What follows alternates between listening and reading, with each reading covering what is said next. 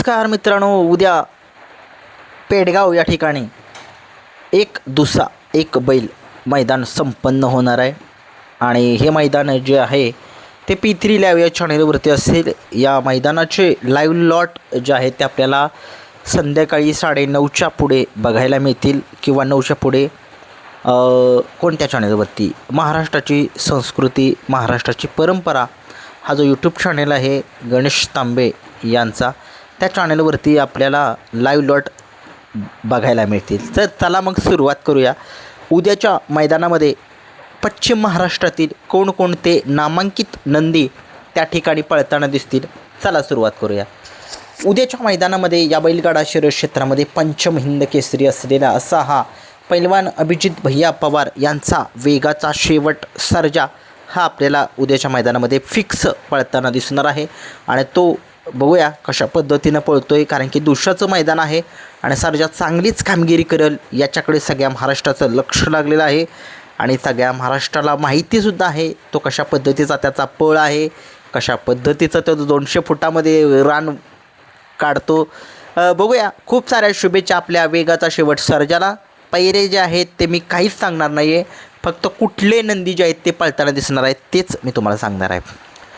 तसेच मित्रांनो, उद्याच्या मैदानामध्ये आपल्याला या बैलगाडा शर्यत क्षेत्रामधील ज्या बैलाने अखंड महाराष्ट्र गाजवला आणि गाजवतोय असा चटणी भाकरीचा पैलवान घरणीकेकरांचा हिंद केसरी राजा उद्याच्या मैदानामध्ये आपल्याला फिक्स पळताना दिसणार आहे आणि तो एका नामांकित पेडगावच्या फाटीवरती पळताना दिसेल सगळ्यांना।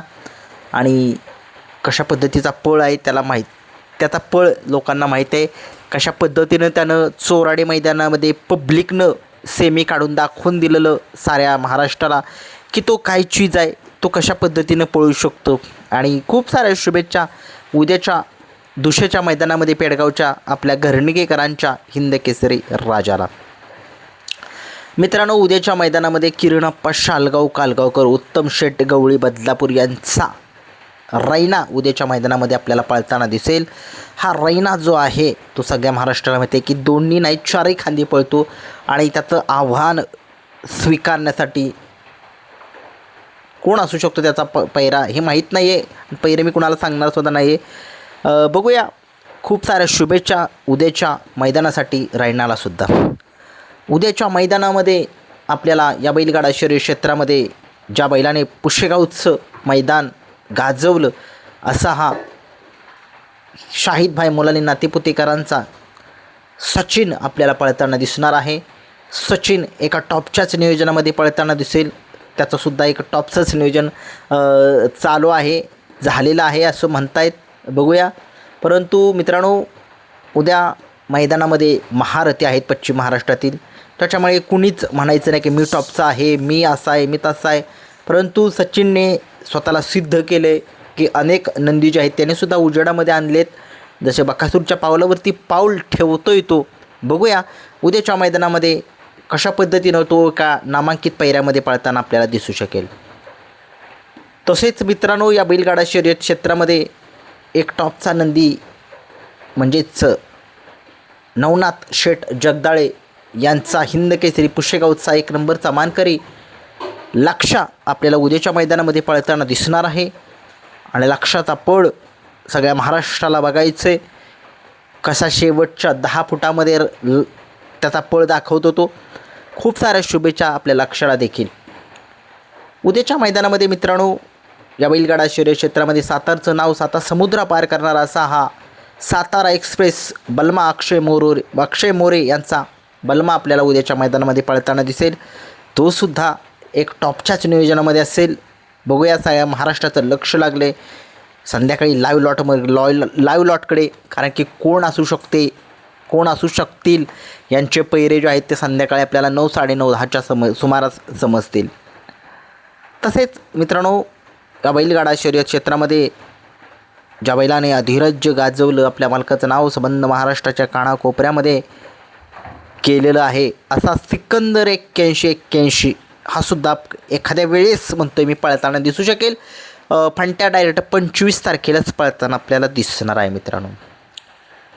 तसेच मित्रांनो, या बैलगाडा शर्यत क्षेत्रामध्ये अजित शेठ जगताप यांचा हिंद केसरी चिक्या देखील उद्याच्या मैदानामध्ये आपल्याला पळताना फिक्स दिसेल. तो सुद्धा एका नामांकित आणि टॉपच्याच पायऱ्यामध्ये येईल. बघूया, चिक्याकडे सुद्धा लक्ष लागले सगळ्या महाराष्ट्राचं, कशा पद्धतीनं तो सुद्धा पळ दाखवतोय. खूप साऱ्या शुभेच्छा. तसेच मित्रांनो, या बैलगाडा शर्यत क्षेत्रामध्ये माननीय श्री नगराध्यक्ष सचिनप्पा वावरे माळशिरस यांचा हिंद केसरी साईसुद्धा उद्याच्या मैदानामध्ये पळताना दिसेल. तो सुद्धा एका टॉपच्याच पायऱ्यामध्ये पळताना दिसणार आहे. बघूया कशा पद्धतीनं तो सुद्धा कमाल करेल. तसेच मित्रांनो, या बैलगाडा शर्यत क्षेत्रामध्ये धामणेरचं नाव संबंध महाराष्ट्राच्या कानाकोपऱ्यामध्ये केलेला असा हिंद केसरी धामणेरचा स्वराज हा देखील उद्याच्या मैदानामध्ये पळताना दिसेल. खूप साऱ्या शुभेच्छा. मित्रांनो, आत्ता एक चालू सीझनचा गुलालाचा बेताज बादशाह माळशिरसच्या मैदानाचा एक नंबरचा मानकरी असलेला हिंद केसरी शंभू, म्हणजेच जे मैदान झालेलं होतं आत्ता बोरजायवाडीला बकासूरसोबत पळालेला हा शंभू उद्याच्या मैदानामध्ये पळताना दिसेल. तो सुद्धा एका टॉपच्याच आणि नामांकित पायऱ्यामध्ये पळताना दिसेल. तसेच मित्रांनो, नसरापूरकरांचा शिव हा सुद्धा पळताना दिसेल.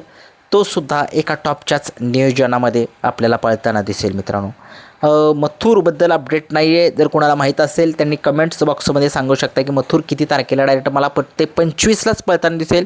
बघूया, शिरसवडीची रायफलसुद्धा उद्याच्या मैदानामध्ये पळताना दिसणार नाही आहे. दहीगावकरांचा हिंद केसरी पाखऱ्यासुद्धा उद्याच्या मैदानामध्ये पळताना दिसणार नाही आहे. MM नाना यांचा पेटचा राजा आज पळाला आहे, त्याच्यामुळे काय सांगू शकत नाही उद्या पळेल का नाही पळेल. तसेच मित्रांनो, कंदूर म्हणजेच सौर्मिताई मनीष गायकवाड यांचा राजासुद्धा उद्याच्या मैदानामध्ये पळताना दिसणार नाही. तो सुद्धा आज पळतोय, सेमी पास झाला आहे, फायनलसाठी पात्र झालेला आहे. बघूया, हे होते नामांकित नंदी जे उद्याच्या मैदानामध्ये पळताना दिसतील. आणि एखाद्या नंदीचं नाव राहिलं असेल माझ्याकडून चुकून, त्याच्याबद्दल दिलगिरी व्यक्त करेन.